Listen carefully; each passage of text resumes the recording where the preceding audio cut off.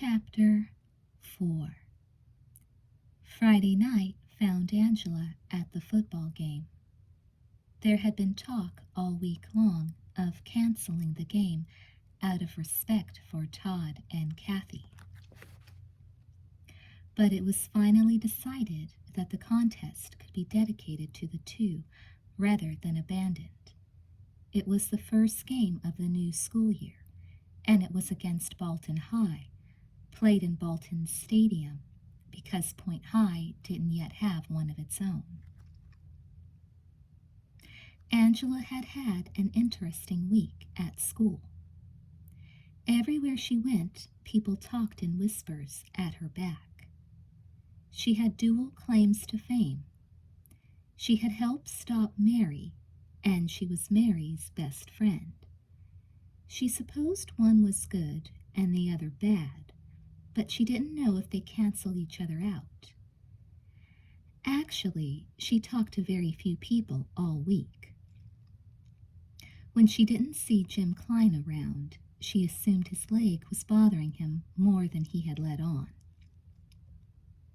Yet Friday night, he was starting quarterback. Angela had gone to the game without Kevin. She felt guilty about that. When he'd asked her if she wanted to go to a movie, she had answered that she wanted to stay home. There was no chance he'd attend the game because he disliked football as much as he disliked football players. Angela sat by herself high up in the stands after buying herself a couple of hot dogs and a large Coke. Mary was much on her mind, especially after she'd spoken to her parents briefly on Thursday, a difficult conversation.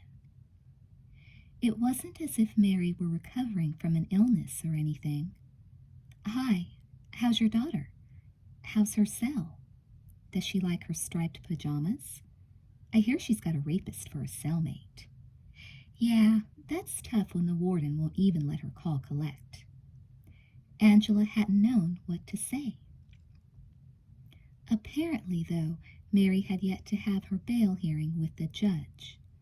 Mary's parents didn't know why it was taking so long. They sounded so sad, it broke Angela's heart. The game started. Angela tried to push away her gloomy thoughts and enjoy it. Ordinarily, she liked football. She pretty much liked all sports and had hoped to go out for volleyball or basketball. She was disappointed that no teams had been formed yet and might not be until after she graduated. At a glance, it was clear Bolton High was the favorite. As both teams lined up for the kickoff, Angela could see how much bigger Bolton's players were. The reason was simple. Bolton High had a student body 5 times Point's size, 5 times as many kids to draw from. Angela stood and cheered as Point received the kickoff. She hoped it would be a good game. Point ran the ball back to the 20-yard line, and the offensive unit, led by Jim Klein, came into the field. Then Jim would pass. He would throw tight, clean spirals that you could hardly see. When they hit the receivers, the guys would double up as if they had been shot. Those passes would hurt, and I mean hurt. In the next 6 minutes, on the opening drive of the game, Angela watched Jim throw 5 complete passes, the final one 30 yards into the end zone for a touchdown. All of them were tight spirals, but none of his passes made his receivers double up in pain. He did appear to throw them hard, however, and accurately. His performance was amazing, to say the least. But Angela did not get the impression she was watching a superhuman play. In fact, she hardly thought about what Mary had said once she was into the game. And a fine game it was, from Point's perspective. Bolton might have been bigger, but they weren't as quick or as coordinated. Point quickly jumped to a 2-touchdown lead. By the end of the first half, the score was 21-7, and it seemed as if Point was just getting warmed up. As the players jogged to the lockers for the halftime break, Angela hurried down to the bleachers toward the fence that separated the stands from the playing field. Jim was one of the last players to leave the field. 3 tiers up still, she was able to call down to him as he passed by. She hoped she wasn't drawing undue attention to the act. "You're killing those guys," she said. He removed his helmet and raised his head. Right then, at that moment, he didn't look anything like a clumsy jock. He looked more like a conquering gladiator. He flashed her a quick smile. "Are we still on for tonight?" "I'm on if you're on," she said. "I'll meet you outside the showers 20 minutes after the game." "I'll be there." It was sounding more like a date all the time. The second half was a repeat of the first half, except it was more devastating. Point ran off 2 touchdowns in a row before Bolton could respond with a field goal. There was nothing supernatural at work. Bolton was simply being outplayed, both offensively and defensively. They were also being outcoached. Only 2 players came out with injuries, both on Bolton's side. 2 was not a lot to lose in a football game, Angela thought. It was probably below average. The second player, though, hurt in a pileup in the last 5 minutes, did have to be carried off the field. The final score was 42-9. Jim had completed over 3/4 of his passes. She met him outside Bolton's showers long after the 20 minutes he had promised. She didn't mind. He was quick to apologize and looked so handsome with his wet hair and equipment bag thrown nonchalantly over his shoulder that she considered herself lucky. She had to remind herself that the purpose of their date, she had begun to call it that in her mind, was to discuss a tragic matter. Jim, though, pumped by his team's victory, appeared to have thrown off the gloom of last week's incident. "I think we scared them in the first few minutes," he said, as they walked toward the parking lot. The night was warm. Maybe they'd have another one of those long summers. "They just rolled over and played dead." "It looked so easy I was afraid I'd get bored," she said. He paused and turned to her. "I hope I didn't bore you." She laughed quickly, embarrassed. "No, you were incredible. I don't see how you guys lost a single game last year with you at the helm." "I improved a lot since last year. We all did." He added quietly, "I think playing this game for Todd and Kathy gave us an extra spark tonight." She nodded. "I'm sure they appreciate it, wherever they are." Jim raised his head to the stars. "Yeah," he muttered. Then he shook himself. "Are you hungry?" "I just ate 2 hot dogs." "But you haven't had dessert. Let's go somewhere to eat." "Okay." She gestured to the far end of the lot, where her car was parked. "I have my car. Would you like to meet somewhere?" He grinned. "Afraid to come with me?" She was glad it was dark, and he couldn't see her blush. She poked him in the chest, feeling hard, smooth muscle. "You don't scare me, big boy."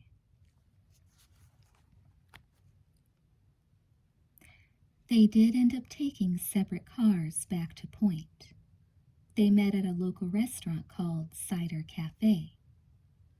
The game had been relatively early, 6:30, and they were seated in the restaurant before 10 o'clock. The place was upscale. There was nobody from school there. Angela remembered that Jim's family, like Mary's, had money. Jim ordered a New York steak, shrimp, a baked potato, salad, vegetables, and milk. He said he was always starving after a game. She asked for her herb tea. The hot dogs had given her indigestion. Should we get the unpleasantries out of the way first? Jim asked as they waited for their food. The shootings and Mary? She asked. Yeah. Jim folded his powerful hands and leaned across the table. His dark eyes, in the light from the candle, were anything but cold. They were warm and most enchanting, and she had to consciously stop herself from staring too long into them. I didn't tell you the whole story at the cemetery about Mary and me, he said. What did you leave out? I told you that I'd said I wanted to go out with other girls, and she freaked out? Yes. Jim cleared his throat. This is embarrassing. I realize now I shouldn't have been so tactless and told her who I wanted to date. At the time, though, I thought it was better to tell her than to have her find out on her own. Angela took a deep breath. Yes? I wanted to ask you out. Really? Yes, he said. You told her that? Yes. You shouldn't have told her that. Jim sat back and sighed. I know that now. God, Angela said. Then she blinked. Jim Klein wanted to leave Mary for her? Maybe there was something wrong with him. Her amazement forced the question out of her. Why did you want to go out with me? She asked. He appeared to be stunned, then chuckled. I like you. Why? I mean, you hardly know me. Haven't you ever liked someone you hardly knew? Yes. A perfect example was sitting right across from her. But Mary's so incredible. Angela shook her head. She was flattered and totally confused. She must have been shocked. Jim appeared to be disgusted. Obviously. His remark sobered her quickly. Do you hate her? No. Yes. I can't hate her, but I want to. Todd was my friend. How about Kathy? She was already thinking about the competition. Kathy was a friend too. We all used to go out together. Mary told me. Jim's interest was piqued. What did she tell you? Angela paused. Just being in a restaurant with Jim made her feel disloyal to Mary. There was no sense embarrassing Mary in front of Jim. She said that she grew cold and uninterested, Angela said carefully. Jim was impatient. That happens when people break up. I thought she would have been mature enough to accept what was happening and get on with her life. What else did she tell you? Nothing. Did you see her Saturday morning? He asked. I told you I did. She refused to tell me why she did it. She didn't mention anything about you wanting to go out with me. I didn't mean to lay such a heavy rap on your shoulders. It's not your fault, she said quickly, her heart pounding in her chest. She didn't want to say what she did next, but she owed it to Mary. Mary's still my friend. Jim nodded. I understand if you don't want to see me. I didn't... Angie? What? What were you going to say? He asked. I don't know. I guess this is all too quick for you, Jim said sympathetically. She stared at the candle on the table, then back into Jim's eyes. They had flecks of purple around the irises. She had never noticed that before. Such unusual eyes. She imagined she could see the flame of the candle burning behind them. He's too hot for me. I like you, she said softly. Again he was interested. What do you like about me? The body you're wearing under those clothes. Your piercing intellect and subtle wit, she said. He smiled. You're making fun of me. She shrugged. I just like you. You're cute. He reached over and took her hands in his. You're cute. He could see the blood in her cheeks now. Next to Mary, I look like old wallpaper. Mary's in jail. Mary's going to stay in jail. Let's not talk about her anymore. He raised a finger as she started to protest. His tone had gone hard all of a sudden. At least not tonight. All right? Let's have fun. She lowered her head, feeling like Judas. All right. Jim's food came, and he ate. Boy, did he eat. She sipped her tea and restrained herself from lecturing him on the virtues of chewing. When he had cleared his plate, he ordered dessert, cheesecake, and insisted she have a bite. He liked it so much he had a double helping, although she thought it dry. But she liked watching him eat, just watching him. He paid for the meal with his father's credit card. What do you want to do now? He asked as they stepped outside into the night air. The warmth of the day continued to linger, although it was getting close to midnight. Go to bed, she said. He laughed and clapped her on the back. You Chicago girls get right down to business, don't you? I meant sleep. He had hit her a bit harder than she would have preferred, but he was so darling that it was okay. He continued to chuckle. I know what you meant. I didn't mean to embarrass you. We Chicago girls don't get embarrassed that easily. Wow, what's that mean? She giggled. I'm not that tired. Follow me back to my house in your car. We can go for a walk. Along the lake? He asked. Wherever you'd like, Jim.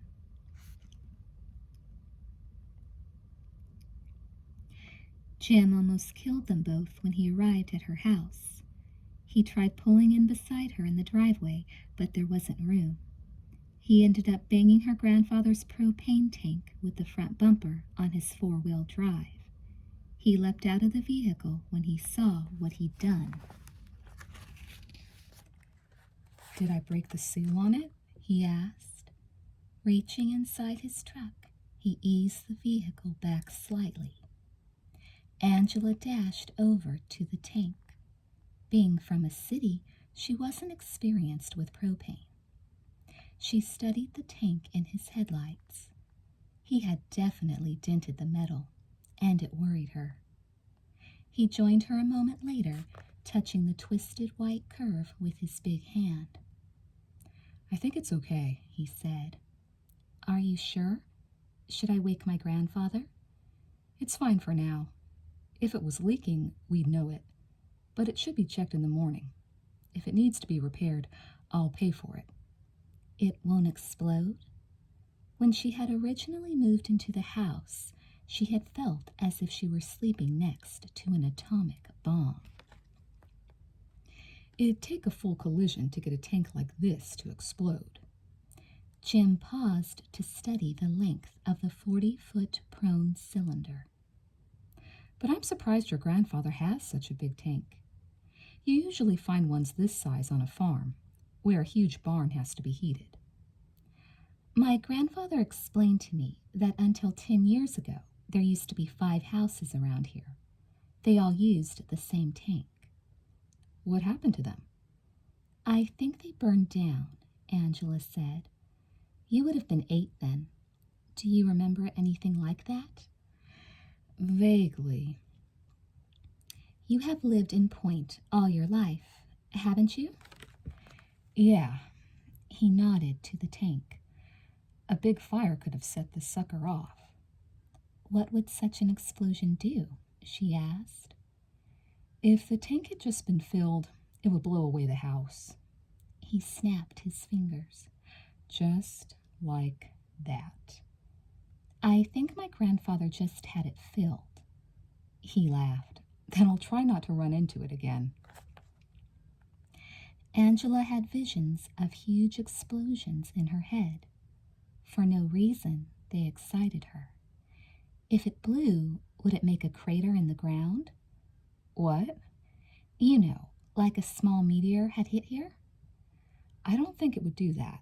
Why do you ask? Just wondering. she said. Angela ran inside to use the bathroom before they went for their walk. Jim followed her in. Plastic was asleep on the living room sofa. The dog didn't even stir. Naturally, her grandfather wasn't home. Jim made a joke about him and said he had quite a reputation around town. He almost sounded envious. A few minutes later, they were walking hand in hand along the shore of the lake. Angela didn't know who had reached for whom, but together felt right. Her guilt about Mary stayed with her, but she tucked it inside. She could worry about it later. Her fingers almost disappeared inside Jim's. They walked without saying much, and that was nice. A half moon hung low in the west, the silver rays glittering on the water, on the bare skin of their arms. The only sound was the rhythmic swish of oil wells high up on the hills that overlooked the lake. Although partly hidden by trees, Angela felt the wells were an unnecessary blight on the local beauty. She said as much to Jim. "Those wells make a fortune," he said. "They've pumped better than 1,000 barrels a day for the past 5 years. And they don't make much noise. You can only hear them now because it's late and everything's quiet. They're modern wells and work on air pressure rather than gasoline motors." "You sound like you like them." He grinned. "My dad owns a 20% interest in all 12 of them. That car I drive came from money from those wells." She let go of his hand and shoved him playfully in the side. "Here you're not even out of high school, and you've sold out to the money-hungry destroyers of our environment." He grabbed her and pulled her close. "Who cares about this world? It's only here for our pleasure." "What about our children? And our children's children?" "I can't worry about them." "You should," she said, feeling his warm breath on her face. "Why? They might never be born." He kissed her. He kissed the way he ate, and that wasn't bad. Deep and hard, but still with enjoyment. She felt herself sink into him. He pulled her tight against his body. He was like a redwood, strong and firm. His arms went around her, and his hands went down her back and over her butt. He was aggressive, Mary had told her, but she wasn't Mary, although last summer she wished many times she had been. She wasn't an expert in the art of making love. She had never even had a guy touch her below the waist. Jim moved his right hand to the front of her blouse and started to slip it down. God, it felt good, just his fingers getting close. But she pulled back. "Don't I get a chance to come up for air?" she asked, trying to joke. He reached for her. "I'll give you my air." She held up her hand. "Hold on a sec. This is a little fast for me." He smiled. He dropped his hands to his side and stared out at the water. "Do you want to go for a swim?" he asked. "The water's too cold." He started removing his shirt. "Ha! We're both hot. Besides, the night's warm. Come on." "I don't have a bathing suit." He pulled his shirt over his head, laughing. "That's the best part." Angela felt dismayed. This was their first date, after all. Nothing like this had ever happened to her in Chicago. Jim unzipped his pants and began to pull them off. It didn't look as if he was wearing underwear. "Wait," she said. "What?" "I can't swim," she lied.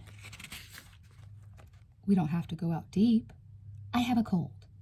"Angie." "I'm just getting over one, really. I shouldn't go in the water." He threw back his head and laughed at the moon. "I'm going swimming. You can join me if you want, or you can watch. but you'd better be careful if you watch, because I might suddenly jump out and pull you in. I've done it before, you know." She giggled nervously. "I didn't know that." Angela tried not to look while he pulled off his pants, but she ended up getting an eyeful. He had a nice... well, he was a nice boy in all respects. Great buns. Except he was kind of pushy, a side of him she had never seen before. It was funny how you really didn't know someone until you got intimate with them. This is not intimacy. This is sexual insanity. Jim ran naked into the water, splashing like a kid. At waist level, he dived under, and she counted more heartbeats than she wanted before he reappeared, at least 50 yards farther out. He was a powerful swimmer. The light of the moon swam around him, and the ripples he sent out were like miniature silver waves. "Come on," he called. "Next time," she called back. He swam to the center of the lake, a quarter of a mile out, and had her worried that he'd cramp up and drown. But then he rolled onto his back and leisurely began to paddle back in. She took off a shoe and touched the water with her foot. She shook her head. It must be fed with underground streams, she thought. The daytime temperature had averaged over 80 degrees for the last few months, and the water couldn't have been more than 60 degrees. Jim must have a hardy constitution. She saw an example of that hardy constitution a few minutes later when he reached the shore and came running out of the water toward her. She couldn't believe it. Until a few days ago, her life was dull, and now she had a hunk, naked no less, chasing her in the middle of the night. She took one look at him and realized he had every intention of dragging her into the water, clothes and all. She ran off the grassy shore, across View Street, and into trees. She'd be damned if Jim wasn't still hot on her tail. "I have a cold," she shouted back to him. "I don't believe you," he answered. Angela darted behind a clump of bushes, hoping to lose him, and bent down low to hide. She figured he'd be able to spot her in a second, and had resigned herself to a drenching when she suddenly heard him cry out in pain. She stood up tentatively, figuring it might be a ruse, but she spotted him only 50 feet away, kneeling beside a tree, holding his right arm. It looked as if he'd tripped and cut himself. Surprisingly, he had his pants on again. He gets dressed and undressed faster than anybody I've ever seen. She hurried to his side and helped him up. "I guess I was in too much of a hurry to catch you," he said rather sheepishly. "God," she whispered. His right arm was covered with blood. She couldn't even see where the cut was. "What happened?" "I ran into a tree." He touched the tree they were standing beside.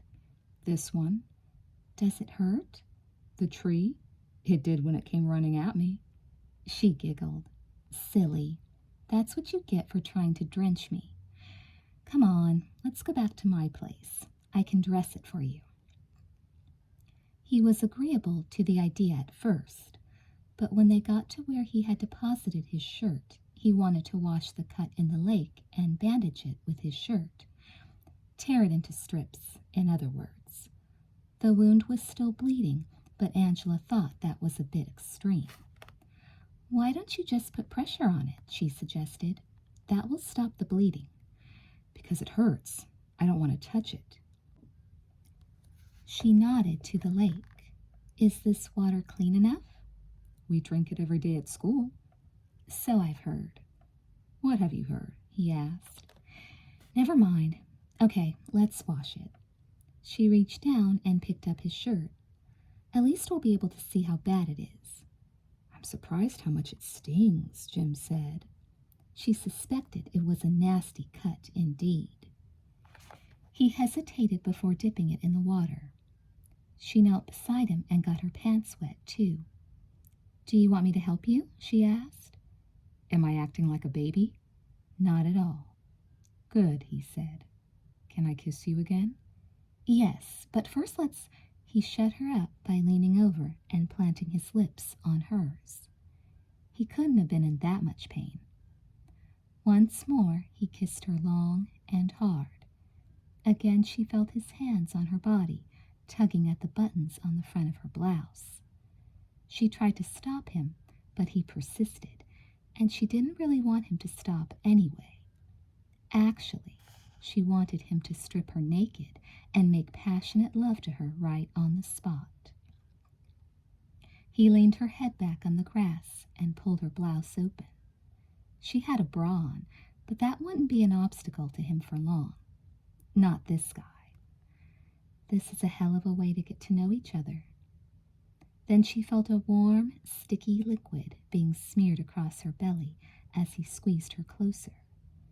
It was totally silly of her, but for a moment she had forgotten he was bleeding. She sat up with a start, knocking him back. "You're bleeding all over me," she cried. It's okay. No, it's not okay. Her blouse was lying completely open. He had snapped free a couple of buttons in his eagerness to get to her breasts. The blouse was badly stained with blood, as was much of her belly and chest. She couldn't believe he had managed to bleed on her that much during just one kiss. She wondered how long it had lasted. "You've made a mess of both of us," she complained. He laughed. It'll wash off. "I don't think so." She paused. "How's your arm?" He held it up to the moonlight, seemingly without a care in the world, and she could see that it was soaked with blood, more even than a few minutes ago. It doesn't look like it's going to fall off in the next minute, he said. "Jim, you're really bleeding. You might have sliced a vein." "That's why I wanted to tear up my shirt," he said. "You just wanted to tear off my clothes."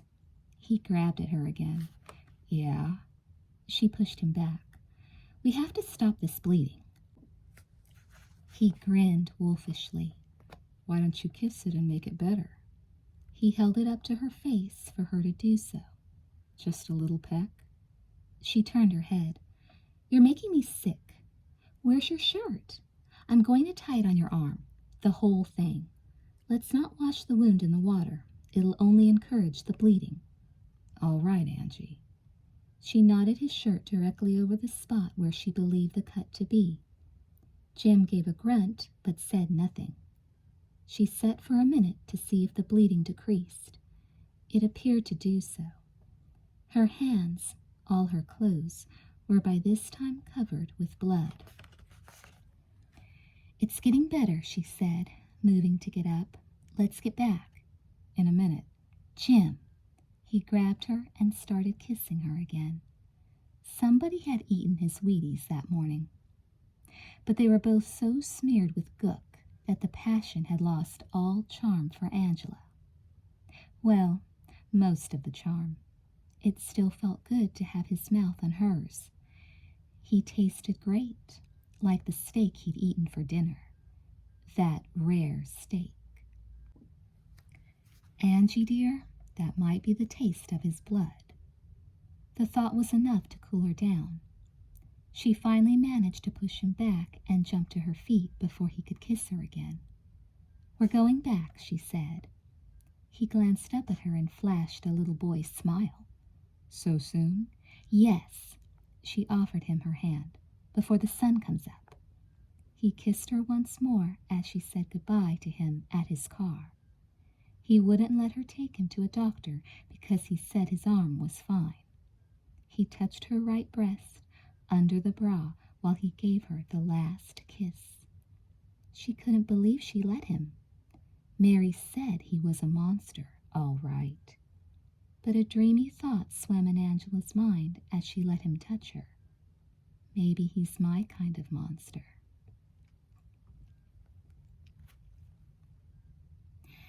Angela eventually found herself in bed, alone under her covers. Supposedly alone, yet remarkably, she was with strange company in an alien world.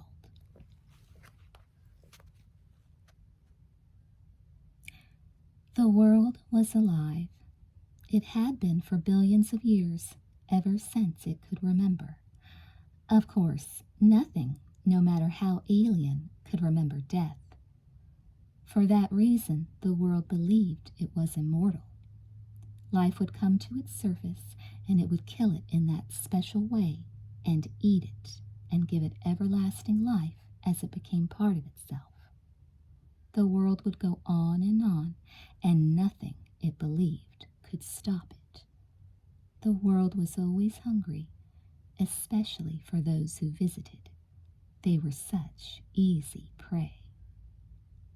Angela felt like a visitor as she walked through the flowered meadow. The sun was bright, yet somehow smaller than she remembered it should be. But that didn't matter. She had entered paradise and was happy. It had been a long journey, and now she could rest, free and unwatched. Sweet aromas saturated the air. At a stream, she knelt to refresh herself with a drink. But before she could sample the water, she sat up with a start. For the sun had suddenly gone behind a dark cloud that had not been there a minute before.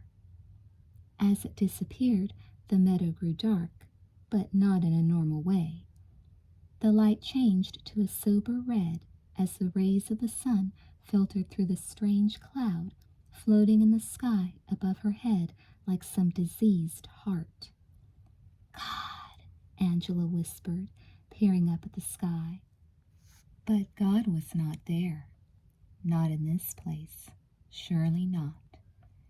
Angela began to feel hot. A smell pushed its way into her nostrils. Not sweet or pleasant, but familiar. Yes, she knew what it was. "No," Angela whispered. "No, God." A bolt of lightning cracked the sky. It could have split it open, the underbelly of a massive airborne demon. But it was just a cloud that had burst, although it was no ordinary cloud. Now drops of blood fell as rain to earth. But wasn't that the fatal joke? She wasn't on Earth, couldn't be. She had traveled far to enter paradise and had accidentally stumbled into hell. The blood soaked her. Soon it was all she could smell, all she could see. A river ran red at her feet. But the blood didn't just fall from the sky onto the world. First it was sucked up from the ground. Something mingled with the blood at her feet. This something was the brain cells of the world. The cells that gave the world thought, desire, cravings. The world had huge appetites that would never be filled. Such bitter sweetness, this hunger, especially when it swam in the juices of previous harvests, around the raw flesh of the next unsuspecting victim. A horrible pain started in Angela's feet. She screamed, hopping from foot to foot, trying to get away from the million invisible teeth that were trying to devour her. The pain, though, was much too great. She couldn't maintain her balance. She tripped, and in an instant the monster in the blood was over her body, on her face, even in her mouth, where it began to dine on the choicest of meats. Angela sat bolt upright in bed, her heart pounding, her nightgown soaked. Before she could catch her breath, her guts lurched, and she had to run to the bathroom. She was barely in time to lose the contents of her stomach into the toilet. For a minute, she sat dazed on the floor of the bathroom, drawing in deep, burning breaths that did little to warm the awful coldness in her limbs. "I'm getting the flu," It must be a killer. Eventually she made her way back to bed, but she didn't go back to sleep right away. She didn't want to have that dream again. Never. Chapter 5. Kevin woke her the next morning by banging on her bedroom door. She moaned and rolled over. Her mouth was dry, and she could hear her heart pounding in her head. She knew it had to be Kevin. Her grandfather never disturbed her slumber. He was a great believer in sleeping late, especially after a romantic evening. "Go away," she called. Kevin cracked open the door. "Are you decent?" he asked. "I'm stark naked." "Excellent." He opened the door all the way and peered in at her. "Are you okay?" She closed her eyes. "I don't know. I might have the flu." Kevin sniffed. "It smells like vomit in here." "I threw up in the night." "You should have thrown up in the toilet." "It was dark. I might have missed." She reopened her eyes. "What time is it?" 11. "No way." "Way Jose." "Christ," she said. He sat on the bed beside her. "Where were you last night?" "I was here and I was there." She sat up, keeping the sheet pulled up tight to her chin. He could have seen right through the nightgown she was wearing, and she didn't have a bra on. She spotted her clothes from the night before, balled up in the corner. Kevin might have smelled the dried blood, as well as her vomit. "Is it really 11?" she asked. "Yes." He put his hand to her forehead. "You don't have a fever." "Good." She didn't have a headache either.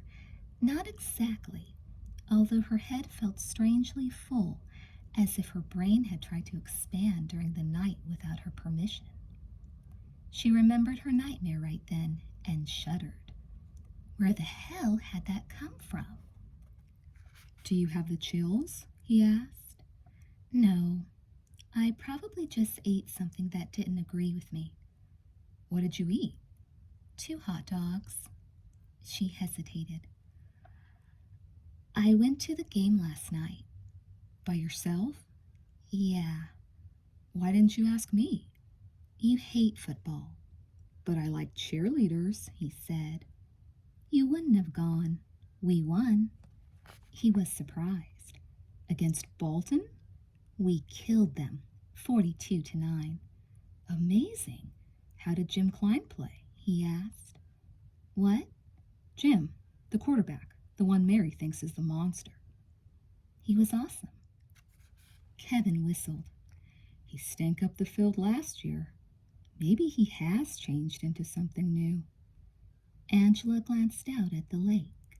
Plastic was lying on the balcony, staring at the water, as usual.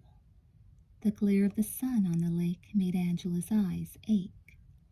"I better take a shower," she said, "and get dressed." "Can I watch?" Kevin asked hopefully. She smiled wearily. "When you're older." Kevin left the room, and Angela showered. She joined him at the breakfast table not long after. She felt a bit better. Her appetite had definitely returned. In fact, she was starving. Her grandfather's door was closed, but he was already gone.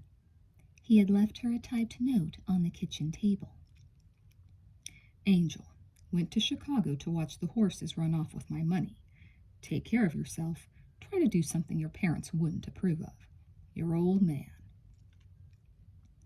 I hope when I'm 70 I'm still getting laid as often as he is," Kevin said, when she had set the note aside. He had fetched the paper. It was spread over the kitchen table, and had helped himself to their bread and peanut butter. "I hope when I'm 70 you'll still be interested in me," Angela said. "By older, did you mean that old?" Angela chuckled. "Time will tell." She nodded to the paper. "What's new in the world?" Kevin lost his easy-going expression. "You should know. You said you were there last night." "What are you talking about?" He turned the paper her way. There was a picture of a player from Bolton High's football team on the front page. A handsome young man.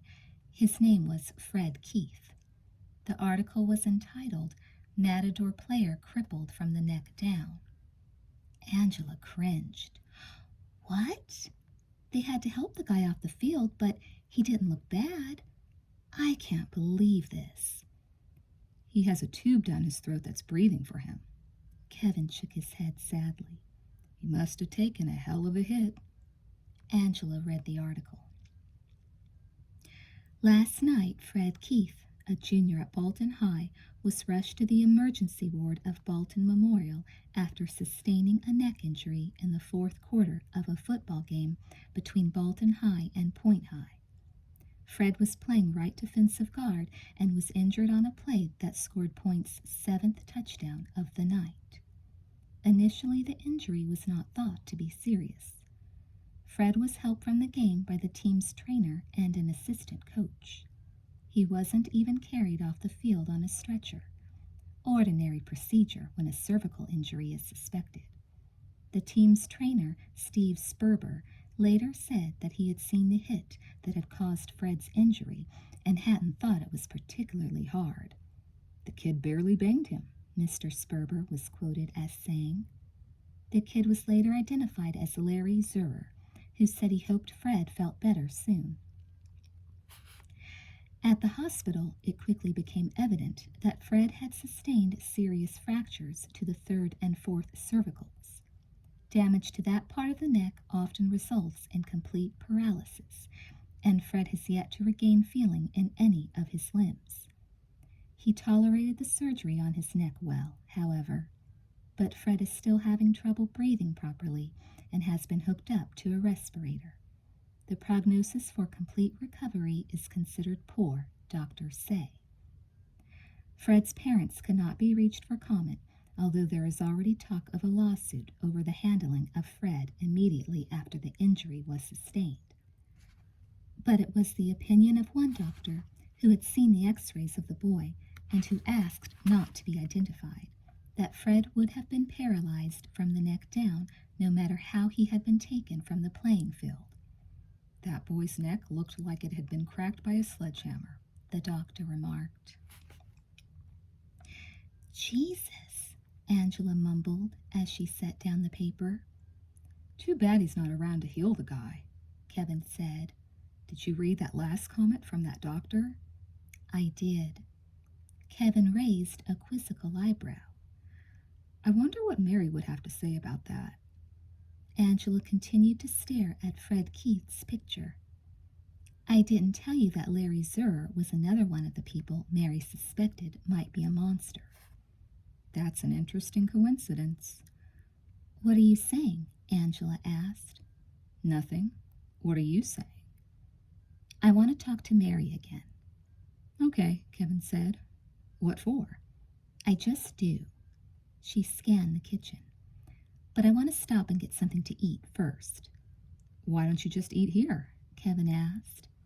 Angela looked at the bread and the butter and the fruit bowl and found herself repulsed. I need something more substantial, she said.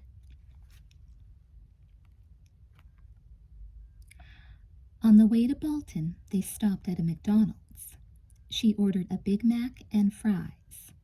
Kevin found her appetite fascinating since she ordinarily ate like a bird. He would have been even more intrigued had he known that she felt like having another hamburger when she was through eating. What a flu, she thought. It worked in reverse. Wynne greeted her in his office. She had called to say she was coming in. The lieutenant asked Kevin to stay in the waiting room while he spoke to Angela. When his door was closed, he asked her to have a seat. Why are you here? He asked. I want to talk to Mary again. About? Angela shrugged. What we discussed last time. Why she did it. I thought you said Mary refused to discuss anything about the shootings. Angela could feel Wynne studying her. He was smart, and her lies probably didn't fool him at all. I want to try again, she said simply. Did you know that Mary might be getting out on bail soon? No, I heard the opposite. Her parents have hired the top lawyer in the state, Wynne said. He's persistent. It's likely he'll be able to get her out on a technicality, the only way she'd ever get out. Will she go home? I don't know. I'd advise against it for her safety. I'd appreciate it if you could convince her to stay here. I doubt if I can do that.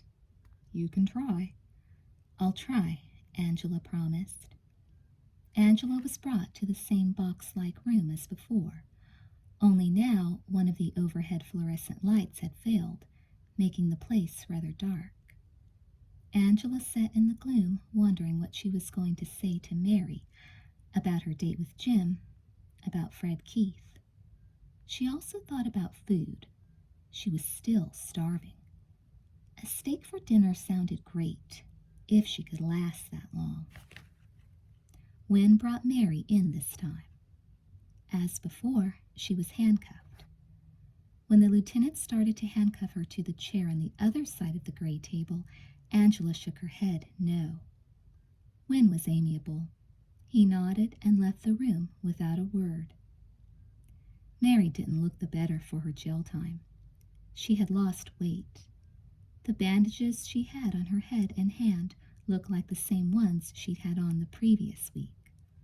Her expression was guarded, and she appeared much more on edge than before. What have you found out? Mary asked. About what? Angela asked. Mary snorted. You wouldn't be back unless something out of the ordinary was bothering you. You don't put much stock in our friendship, do you? Mary ignored the comment. Have you seen Jim? Yeah.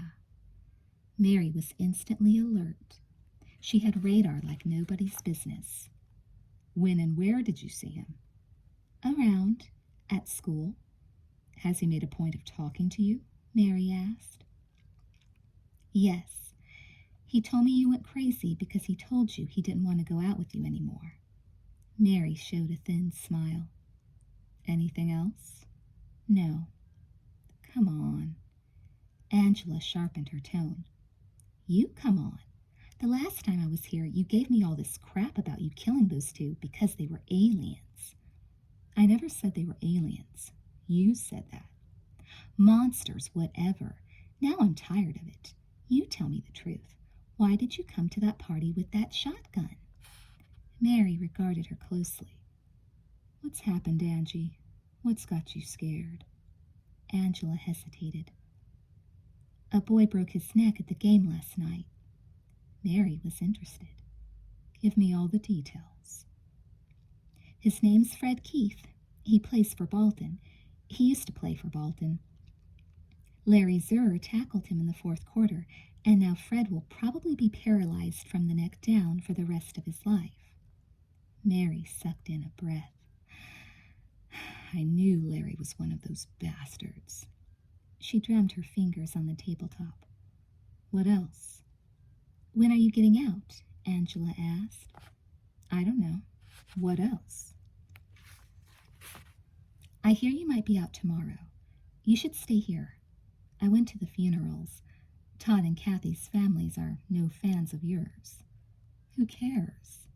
Mary got up and began to pace. If Larry's gone over, Carol's gone as well. She spoke to the wall. How many more are there by now? Are you figuring out how much ammunition you'll need? Shut up, Mary snapped. Angela jumped out of her chair. You don't fool me one bit. Your first hour out of here and you'll be after them. Mary glared at her. The minute I'm out of here, they'll be after me. Look at yourself, Angie, and tell me who's fooling who. Is Jim suddenly head over heels in love with you? Did he tell you he had to dump me so that he could have you? Angela froze. He did. Mary pounded her knee with her good hand. I knew it. What else? Are you going out with him? Angela's legs felt weak. She had to sit back down. I went out with him last night. Mary stared down at her. Are you out of your goddamn mind? Angela peered up at her. Most people think you are, Mary. Mary stepped back around the table and plopped down in her chair. She chuckled bitterly. My friend, Angela Warner. So hard up for male attention that she chooses one of the few human animals in the country to lust after. He chose me, Angela said. He chose you because he's worried about what I told you. Admit it. He asked you, didn't he? Maybe a few times? Didn't you talk to her on Saturday? Didn't she tell you anything? Like what? What did she tell you? They were normal questions, Angela said flatly. What did the happy couple do on their first date? We ate together in a restaurant. We didn't eat any body. Then what did you do? Mary asked. We went back to my place and screwed. I believe it. You're probably one of them by now. Angela pounded the table. Listen to me. What am I supposed to do? You tell me that Jim's walking death on the loose, and I'm just supposed to sit back and see if he kills somebody? You should be happy I went out with him. I'm carrying on your research. Mary considered. Did you sleep with him? No. Did you kiss him? Yes. Bitch, Mary said. You tried to kill Jim last week. I can't believe you're jealous that I went out with him. Mary opened her mouth to snap at her friend again, but thought better of it. She briefly closed her eyes and took a couple of deep breaths. When she reopened them, she reached across the table and took Angela's hand. Angela had thought Mary had bloodshot eyes the last time. Now they were more red than any other color. Jim is not in love with you, Mary said calmly. He is not interested in forming a relationship with you. He wants to use you to get to me. He's worried about what you know. He will probably kill you eventually. He might do worse. He might turn me into someone like himself? Angela asked. Yes. What is he, Mary? I told you I don't know. Did you know Point Lake was formed by a meteor millions of years ago? Mary scowled. What does that have to do with anything? I don't know. Why did you bring it up? Mary asked. It's a concern of mine that I drink pure, healthy water. I'm serious. It's hard to take you seriously, Mary. You tell me about a warehouse but can't remember where it's located. You talk about people disappearing inside this warehouse who are never reported missing. You tell me to watch out for Jim, that he's evil, even though he seems like such a fun-loving guy. And every psychologist in the country is branding you a certifiable lunatic after what you did last week. Now I think it's time you gave me something concrete to go on, or else I'm going to have to conclude once and for all that you are what you appear to be, a young woman who committed murder in a jealous rage. Mary sat back. She stared at the floor for a full minute and then sighed. Chicken crates. Yes? I hid behind crates that had held chickens while I watched them drag the two couples into the warehouse. And this warehouse is in Bolton? Angela asked. I think so. You think so? You were sure last week. Where Bolton joins Cali, Mary said patiently. It's hard to tell where one city ends and the other begins. The warehouse may have been in Cali. It was at the edge of town. I remember that much. How do you know the crates had contained chickens? I could tell by the smell. Angela stood. Good. What are you going to do? I'm going to find all the warehouses where chickens are stored in both Bolton and Cali. Then I'm going to these places to search for an abandoned warehouse nearby. If I find such a warehouse, I'm going to break in and search for bloodstains on the floor. I told you I went back to the warehouse. They had been there already and washed away what was left of the blood. They couldn't have washed it all away. If it was there to begin with, I should be able to find traces of it. Angela stopped. Or would you rather I didn't look? Mary was tough. I'm curious why you're looking at all. What did you do after eating at the restaurant, Angie? We went for a walk along the lake. We kissed. Don't rub my face in it. Is that all? Jim cut his arm while he was chasing me, Angela said. Did he bleed? A tremendous amount, like a normal human being. Mary frowned. Blood, she whispered. It wasn't green or anything like that. Mary snorted. You still haven't answered my original question. Why are you here? Why didn't you just write me off as a basket case? I told you what happened to Fred Keith. That wasn't what brought you back here. You're scared. What scared you? Jim? No. What? Angela put her hand to her head. For a moment she felt dizzy. The room spun. She had that peculiar pounding in her head again, like when she woke up. It had gone away when she had eaten. God, she was hungry again. She felt as if she could eat a cow whole. I had a dream, she said finally. That's what scared me. What happened in this dream? Angela turned for the door. I was eaten alive. That's all I remember. I'll talk to you later, Mary. Stay healthy. Stay alive, Angie, Mary said. Wynne hardly questioned Angela when she stopped by his office after talking to Mary. She fed him the same lies she had the previous week and doubted he believed her for a moment. She briefly wondered if he had been eavesdropping on their conversations, but decided it would have been against the law. Kevin joined her in the waiting room and walked her out to her car. How did it go? He asked. It's hard to say. We have to find a warehouse around here that stores chickens. Sounds like my kind of Saturday afternoon, Kevin said.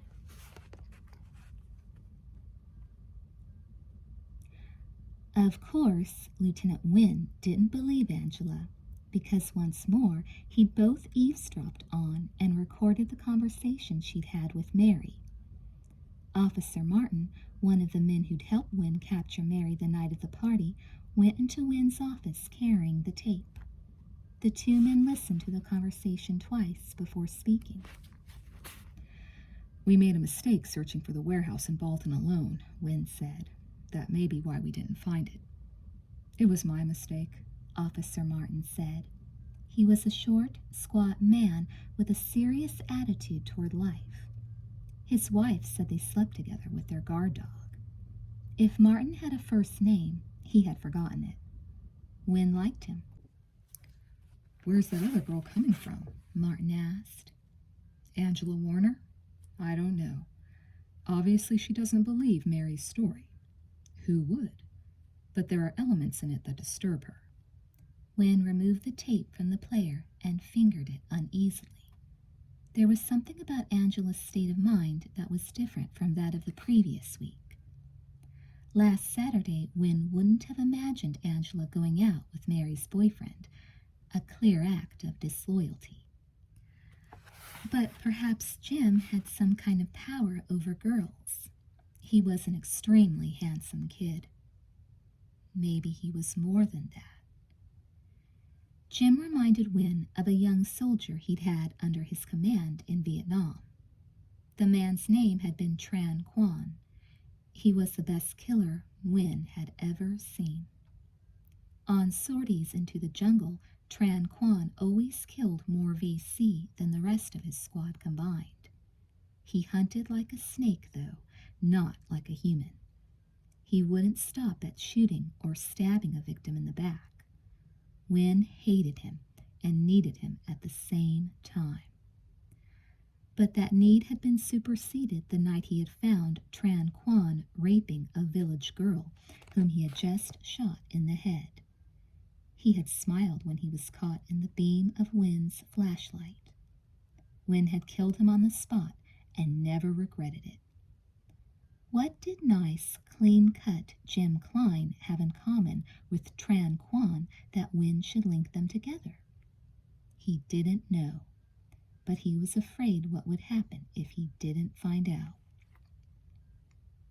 I'd like to follow all three of these kids, Wynne said finally. Angela, Jim, and especially Mary. Would you help me? Yes, Martin said. I'd like to take Mary. It sounds like she won't be out on bail too long with that kind of attitude. She's 17, but you know how dangerous she is? I saw proof at that party last week. Don't forget what you saw. Wynne stood. Let's look over our list of warehouses once more and concentrate on Callie.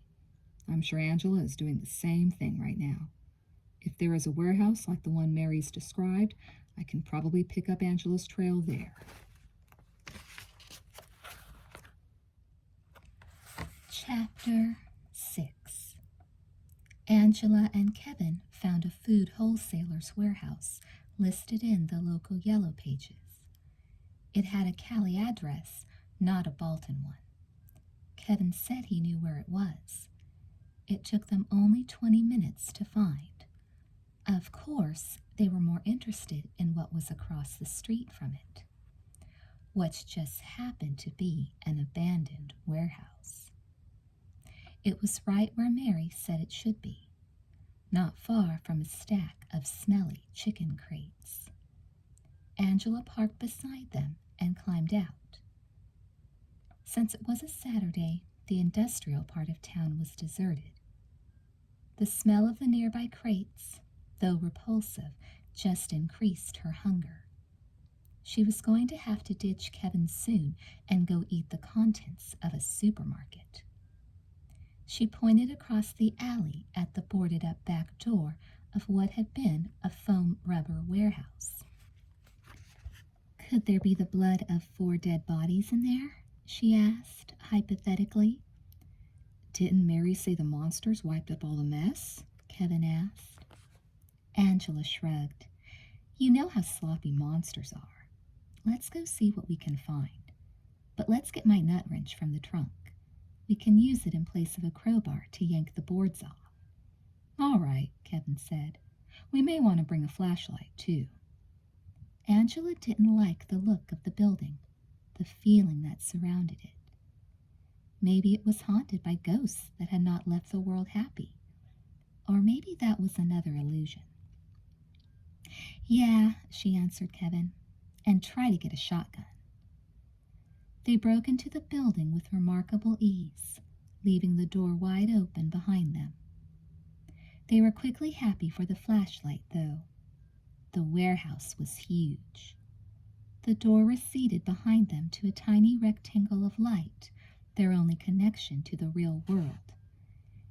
If she had thought the place creepy on the outside, inside she thought it was in dire need of an exorcism. Their steps echoed away from them like the footfalls of stalking phantoms. The air was stale. A faint smell of foam rubber permeated it, along with the odor of something she couldn't pinpoint. The rancid stench of decay, maybe?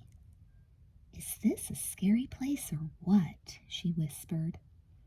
I wouldn't want to come here after dark, Kevin agreed. I wonder if there's a light switch. They searched but could find no switch.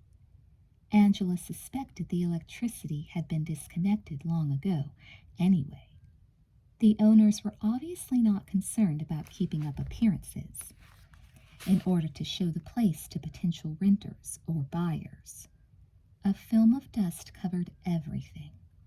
The hard gray floor, the dark brown walls, but their search for the washed-away blood would have been hopeless if it hadn't been for the dust. For the absence of it, in one dark corner, drew the beam of their flashlight like a magnet. Only a few minutes inside the building, and they were hurrying to the clean patch of concrete. It was remarkably circular, as if it had been drawn as an altar of sacrifice. Angela went down on her knees as Kevin held the light above her head. She touched the cold floor and peered closely. See anything? Kevin asked. She crawled forward, straining her eyes. And then, in a jagged crack that had probably been created by the settling building, she saw dried, dark, red stuff. She motioned Kevin to kneel beside her. They pressed the beam of the flashlight close to the crack. Kevin reached out and scraped some of the dark stuff with his nail. What is it? Angela asked, her heart pounding. Looks like dried blood. Christ. I don't think it's his blood. Kevin. I know, this is bad. Good for Mary, maybe. Bad for the rest of the planet. She stared at him. Does this make you believe Mary's story? I was joking, Kevin said. I'm more inclined to believe that Todd and Kathy and Jim killed 4 people here. That makes them monsters, certainly, but not the supernatural sort. Yeah.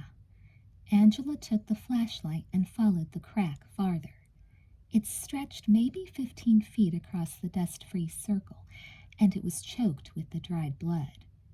How much had they spilled, she wondered, that it covered so much of the floor? Mary didn't see this when she came back, she said. If it had been real bloody to begin with, Kevin said, she might not have gone down on her hands and knees when she came back. I guess you know what we have to do now. What do you mean? She asked. I think it's pretty obvious. We have to tell the police what we've found. It adds credibility to Mary's story. But Mary hasn't told the police her story. She might want to now, Kevin said. A modified version of it.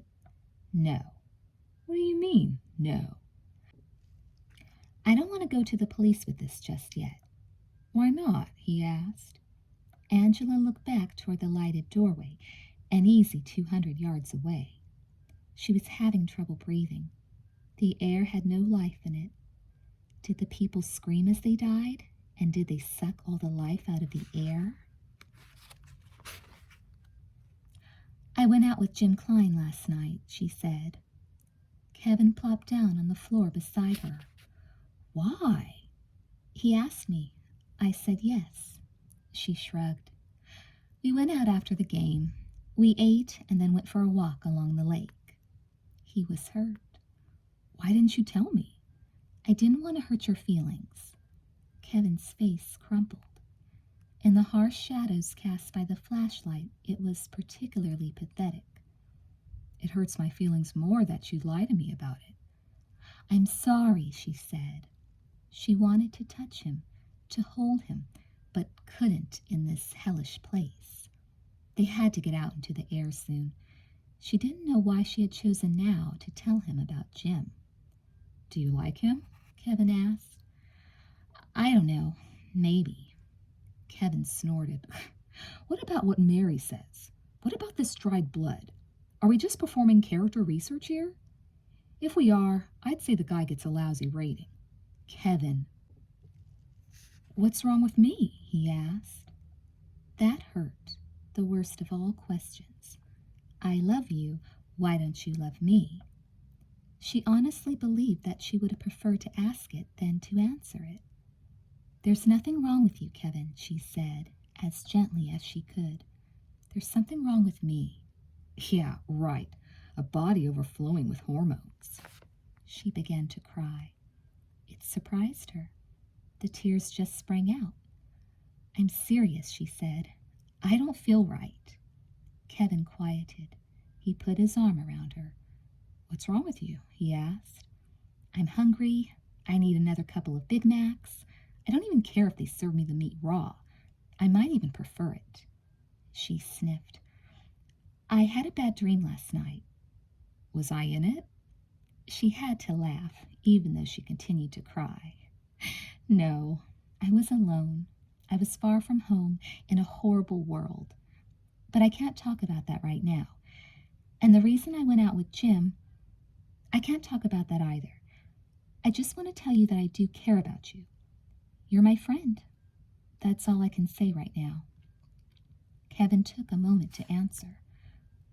Are you going to see him again? No, she lied. Will you promise me? She studied his lovely, innocent face, those brown eyes that sparkled even in the darkness of the warehouse. She reached over and brushed his hair aside. She kissed his cheek. Yes, I promise you that you are wonderful. That much I know. Yes, she said. He continued to hold her eyes. He was sharp. Perhaps he believed her. Perhaps he didn't, but he did relax. Why can't we go to the police? He asked. I want to do more research first. On what? Indians, she said. Huh? She let go of him and stood, wiping her hands on her pants, the flashlight tucked under her chin. You said they lived here first. I want to hear their side of the story. Chapter 7. Angela drove Kevin home. They spoke little on the way. Kevin was still digesting the news that she had gone out with another guy. Angela couldn't stop thinking about food. She had $9 in her purse, but she wondered if she needed to stop at an automatic teller machine to get more money in order to satisfy her hunger. She hadn't a clue what was causing the immense craving. She couldn't be pregnant. That she knew for sure. Kevin was reluctant to leave her when she stopped in front of his house. Where are you going? He asked. To the library. Why don't you want me to come with you? He asked. Because I'm in a weird mood. You're always in a weird mood. I can help you. Her stomach growled. It actually felt as if it were digesting itself. I have to go. Please? I'll call you later. Kevin got out slowly. What are you doing tonight? He asked. I don't know. Resting? I think I do have the flu. I'll call you tomorrow. Fine. He shut the car door.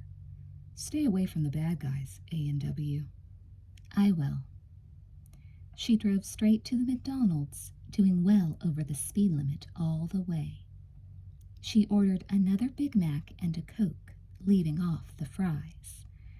It was a relief to put the food in her mouth and chew it. Yet the hamburger didn't satisfy her. They had cooked the meat too much, she thought. Nevertheless, she ordered another burger before she was done swallowing the first one.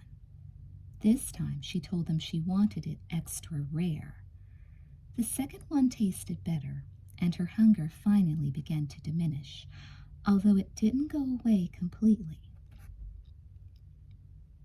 She contemplated ordering a third for the road in case she got hungry later, but she couldn't eat 3 Big Macs. She had never eaten 2 before. Next stop was the library. The old woman with the book tapes was behind the desk. She was listening to a Shakespearean play. It sounded like Hamlet. Angela wondered if she should explain to her that there were such things as headphones. The woman smiled kindly at her as she approached the desk. Can I help you? She asked. Yes, Angela said. I want all the material you have on 2 subjects. The Indians who lived in this area before the white man arrived, and the meteor that created Point Lake. The old woman was excited. She looked like somebody's grandmother who had just gotten stoned on marijuana for the first time. Do you like Indians? She asked, turning off her tape. I love them myself. She began to get up. I know where every word on them is in this library. You just have a seat and I'll bring you the material. What was the other thing you were interested in? Parking meters? Angela had to smile. The meteor that formed the lake. I'll see what I've got, the woman said. She was gone for some time. Angela worried that she had sat down and dozed off, but eventually she returned with a handful of material. Most of it was magazine articles and loose papers. There was one book, however, small and poorly bound. It looked as if it had been published at home with desktop equipment. Angela thanked the woman and went off in the corner to study. The woman put her tape back on. Hamlet was talking to his father's ghost. There was only one article on the meteor and Point Lake. Angela read it first. The piece started with a discussion on how long ago the meteor, The article never debated for a moment whether it was a meteor or not, hit the Earth. Angela was surprised to learn the author had determined, using a carbon-14 radioactive decay test, that the meteor had hit the area as little as 100,000 years ago. Angela knew a little about astronomy. That wasn't very long ago. The author went on to describe the extremely high magnetic content of the rock in and around Point Lake.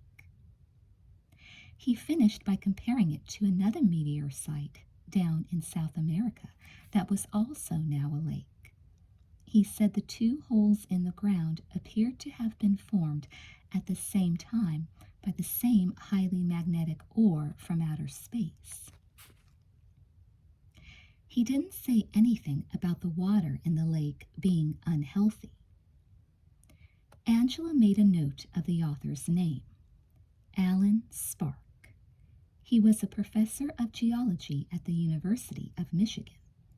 That was only a 19-minute drive from Point. Perhaps she'd visit him someday. The material on the Native Americans took longer to wade through. Apparently, the Manton had been the predominant tribe in the region until the white man had arrived a couple of 100 years ago and destroyed their lifestyle. There were numerous anecdotes of battles, of treaties signed, of more battles. It blew Angela's mind how many promises the U.S. government made and broke with the Manton. These Native Americans were either a trusting sort or else they had short memories. Of course, they probably had no choice but to agree to the government's treaties. History was overrunning them, and there was no stopping it.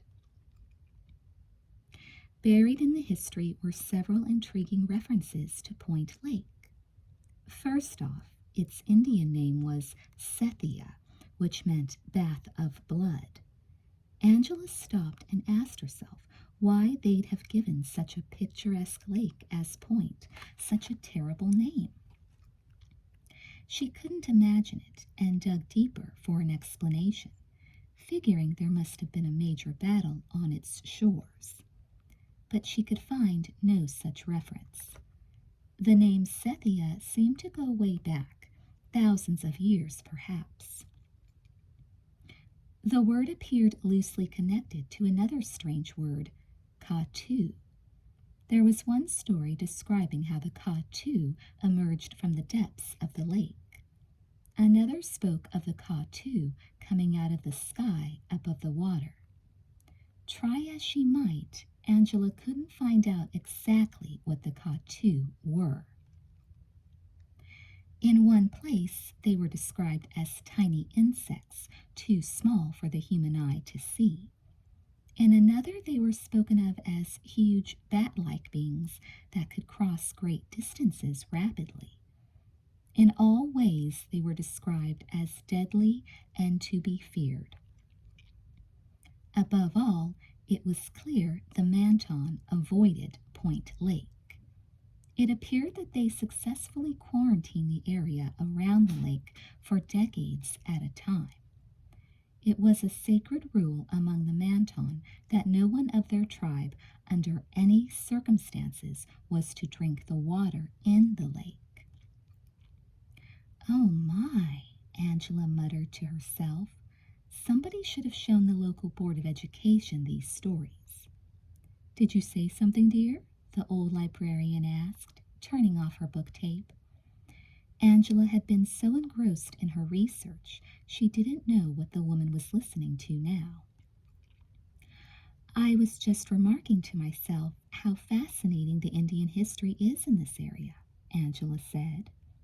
The woman clapped her hands. She was pleased to find a mutual fan. "Isn't it?" she asked. "But if you really want to hear wonderful stories about the Indians who lived around here, you must talk to Shining Feather. He can tell you stories firsthand. He's been around a long time." "Pardon?" "He's an old Indian who lives off Highway 17 near Windbreak." There's a shop there called Cheap Stuff. It's run by Shining Feather's great-great-granddaughter. You'll have to be careful with her. She'll try to sell you one of the rugs she makes, whether you want it or not. I have 3 of her rugs at home in the closet. How old is this Shining Feather? Angela asked. I don't know. He had white hair when I went to visit him for the first time. The old woman stopped and scratched her balding white head. She frowned.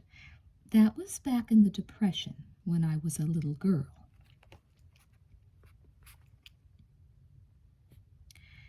Angela drove from the library to the shop, stopping along the way at a deli. Maybe she was pregnant and had conceived during an erotic dream. She bought the strangest thing to eat, a foot-long German sausage and a loaf of bread. She didn't even touch the bread, though. She gobbled down the sausage as she drove along Highway 17. It was only when she was done that she realized it hadn't even been cooked. Still tasted great. Cheap Stuff looked cheap from the outside. A wooden shack built against an aging brick home. It was set back from the road and had a peeling wooden pony standing guard outside on a lawn of dust. Angela parked and went in. The great-great-granddaughter greeted her. It had to be the woman. She was Native American, and she had a blanket in her hands that she wanted to show Angela. I'm really here to see Shining Feather, Angela said, glancing about. The shop held shelves of pottery, woven baskets, hand-carved wooden figures, nothing that would interest a young woman raised in shopping malls. Feather, he's taking nap, the woman said. She was about 30 and very fat. She wore her black hair in a long, thick ponytail that reached past her waist. She shoved her blanket into Angela's arms. This I give you for $60. It's a genuine Manton blanket. The brown blanket looked as if it had been purchased at Walmart, and then had a couple of white pictographs sewn on it with thread. I don't have $60, Angela said, but I have a report on the Manton that I have to finish for class Monday. It's real important I speak to your great-great-grandfather. Could I come back at a later time? The woman was interested. Are you saying good things about us? Very good things. How much money do you have? About $2. The woman reached for a small clay figure on a nearby shelf. It was of a young native girl. I'll sell you this, and then go wake Feather. I don't want you to wake him. He might not like that. The woman shrugged and put the figure in a brown bag. He sleeps all the time. I'll have to wake him sooner or later so that he can get up to go to the bathroom. Angela handed over her remaining $2, and the woman disappeared into the bag. Angela decided she definitely had to stop at an ATM on the way home. She wasn't going back to her grandfather's place without groceries. She checked the time. 5:32. Jim had said he wanted to see her again at 7. The woman reappeared and gestured that Angela was to follow her into the house portion of the structure, which was a questionable improvement over the retail part. They went through a messy kitchen and an impoverished living room into a tiny bedroom. Here things were neater. The bed was made and the window was open, facing the sunset. The room smelled nice. A stick of incense burned in the corner. Shining Feather sat wrapped in a blanket in front of a fuzzy TV. He didn't look as if he'd been asleep at all. He glanced over as Angela entered and said something she did not understand. What? She mumbled. He said, "Hi, how are you?" the woman said. He doesn't speak English? She asked. He used to, but he's forgotten most of it. He prefers Manton. I will translate for you. She pointed. Sit there in front of him on that blanket. You like that blanket? I got it at Walmart on sale. It's very fine, Angela said, taking her place on the floor at the old man's feet. He was small and bent. The threads of white hair on his head were few and far between. But his skin was not excessively wrinkled for someone of his great age, and his black eyes, as they peered down at her, were keen and alert.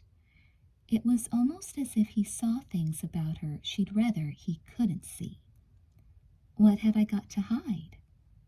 Things, a strange story of monsters, an illicit kiss, a warehouse stained with blood, a huge appetite. She was keeping a few secrets these days. Hello, she said to the old man. He nodded. He might have understood some English, even if he didn't speak it. He said something to the woman in Manton. Feather wants you to mention in your report that the Manton were the greatest warriors that ever lived, the woman said. Angela smiled back at Shining Feather. Tell him that I have already done that. The woman translated her words before Angela continued. Tell him that I would like to ask him some questions about Point Lake. Once more, the woman relayed the message.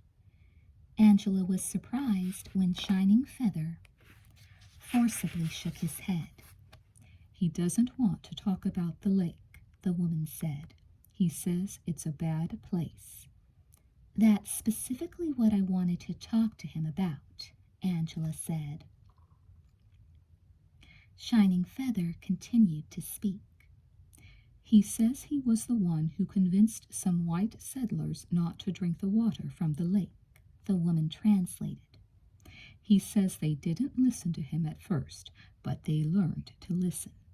He says that all the water drunk in the area comes from wells, not the lake, and he is responsible for that. Angela shook her head.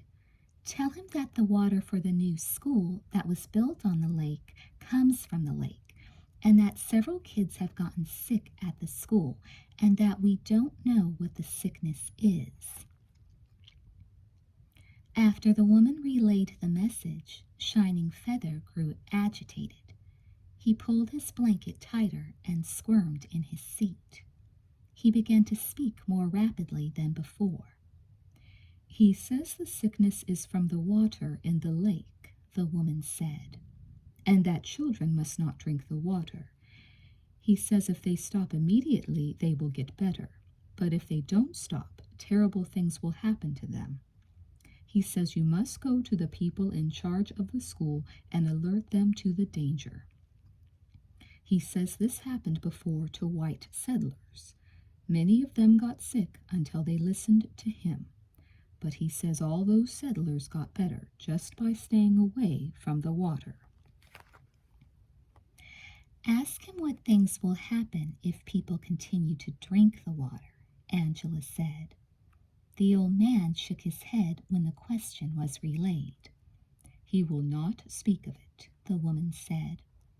Why not? Angela asked. The old man kept shaking his head. He says you don't want to know what will happen, the woman said. Ask him why the lake was named Sethia by the Manton, Angela said. Shining Feather responded. He says you don't want to know, the woman said. Tell him I know the name means the bath of blood, Angela said. Shining Feather became silent for a moment, staring at her. Finally, he spoke softly to his great-great-granddaughter.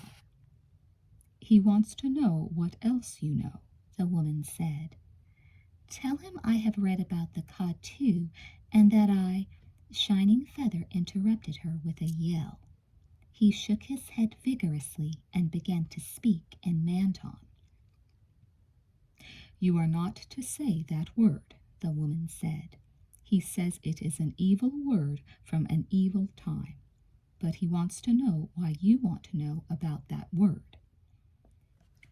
Angela looked the old man in the eye. Tell him that several of the kids at the school may have changed in some way, and I am wondering if they have changed into Katu. Shining Feather was obviously disgusted that she had said the cursed word again because he did not immediately respond. When he did, his voice was once more soft. He wants to know in what way the children have changed, the woman said. He wants to know if anyone has died, and he wants to know how they died. She added, "This is weird." 2 people have died, Angela said. They were killed by a girl who was convinced the people had changed into something evil. But the people, before they died, might have killed others. Angela paused. They might have eaten 4 people alive. Shining Feather was distressed by her answer. He continued to watch her, his eyes more alert than before, less kind. He spoke again. He wants to know if the girl was able to kill all the strange children, the woman said. No, Angela said. Shining Feather spoke. How many are still alive? The woman asked. I don't know, Angela said. Why did the Manton call the lake the Bath of Blood? Shining Feather answered. Because it was where the drinking of blood always started, the woman said. I don't understand, Angela said. The lake was filled with blood? Shining Feather responded. The lake is filled with water, the woman said. He doesn't want to say the word, are filled with blood. I'm confused, Angela said. Are the Katu normal people who have changed as a result of drinking the water in the lake? Shining Feather scowled at the word. It really annoyed him. Angela didn't know how to get around using it. He responded. He says that nothing about the changed ones is normal, the woman said.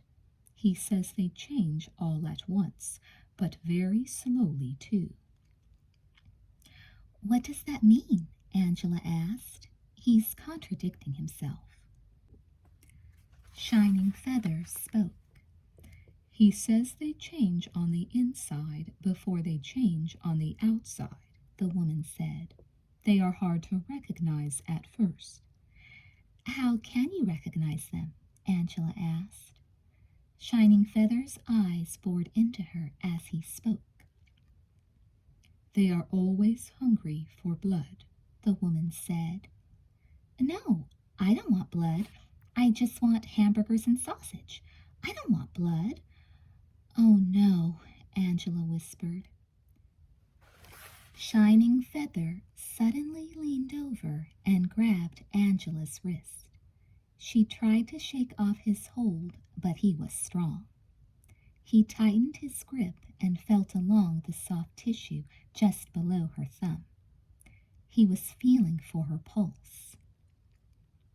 She went still and let him complete his examination. He didn't like what he found. A few seconds later, he threw her hand aside and pointed angrily toward the door, yelling something in Manton at her. He wants you to get out, the woman said, getting up in a hurry. She took Angela by the arm and pulled her to her feet. He wants you to get out now and never come back. You've upset him. But I have to talk to him some more, Angela protested. The woman wouldn't let go of her. Angela was literally being dragged out the door, but she was able to shake free and took a step back toward the old man, who continued to watch her as if she had the plague. What's wrong with me? She demanded. Why are you treating me this way? She couldn't believe his response, especially after the way he had carried on about the word. Katu, he said. You must leave now, the woman ordered. I am not Katu, Angela screamed. I am a teenage girl. Why do you accuse me of that when I come to you for help? Get out of here, the woman said, grabbing at her hand again. Leave me alone, Angela yelled, shaking her off. She took another step toward Shining Feather. Even though he saw her as evil, he was not afraid of her. Why do you call me Katu? She demanded. I've hurt no one. What want? The old man asked. And though it was broken English, his question was clear. I want to know if this thing is real, Angela said. And if it is real, I want to know how to stop it before it spreads. Shining Feather reached up and removed a small gold chain from around his neck. He held it out to her.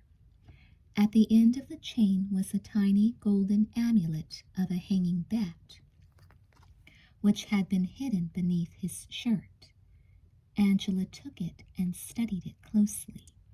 The bat was missing its head. Shining Feather nodded. Katu. Angela frowned. What happened to its head? Where? He said. Around my neck? But what good will that do? She was desperate. What am I supposed to do? The man made a slashing motion at his neck. Kill them, he said. Who? The hungry ones, he said. I have to cut off their heads? She asked. Kill them, he repeated. What about me? She asked. Am I infected too? He glanced out the window in the direction of the setting sun. The bloated orange globe was already halfway over the side of the earth, falling into nighttime. The room had begun to darken, to grow chilly. Angela felt a shiver go through the length of her body as the old man turned his eyes back on her. Hungry? He asked. She nodded weakly. She was starving right now. All the time. The water, the blood. He shook his head sadly and muttered something in Manton. Angela gestured to the woman. What did he say? Angela asked. You swam too deep, the woman said. But I have never swum in the lake. It's too cold. Shining Feather lowered his head and spoke in Manton. What? Angela said. Your blood is as cold as the lake, the woman translated. Angela could feel her heart pounding, but what flowed through her veins she no longer knew. I think I will leave, she said. The woman was spooked. I think you had better.